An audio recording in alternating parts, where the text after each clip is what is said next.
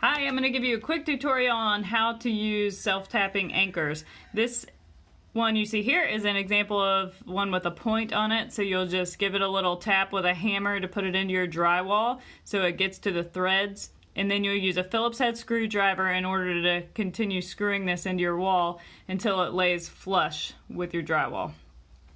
This is another example, same thing, it's just metal version.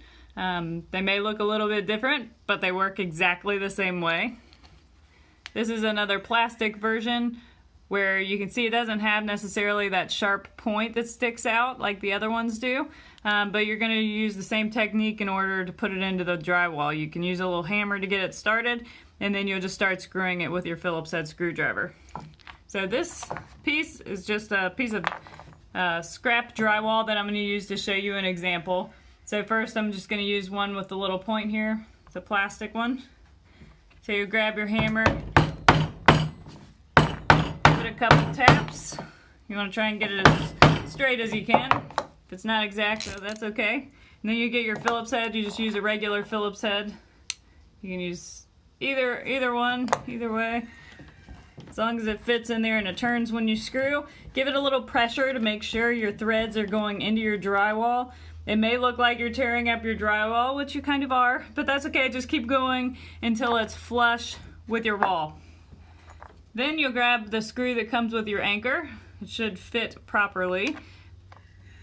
And then you'll put it in your anchor, and you're just gonna screw it on in.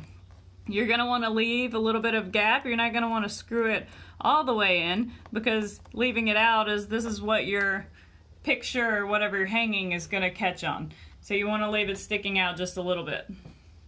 So I'll also do an example with the one that doesn't have the point on the end. You can still give it a little tap with a hammer to get it started. Grab your Phillips head, give it some pressure, and then start turning. One trouble you may run into is if you have a stud where you're screwing it in. These will not go into your stud, so if that's the case, you don't need one of these hangers. You can potentially just screw it straight into your stud. So of course you can use a stud finder in order to make sure that's what's happening. But if it stops while you're trying to screw it in, that's what the problem is. So see how easy that one was to put in? It's the same exact process, it just looks a little bit different. But you do want to make sure it lays flush against your wall. Then, in case you need to remove it, you'll just put your Phillips head screwdriver back in and screw it out.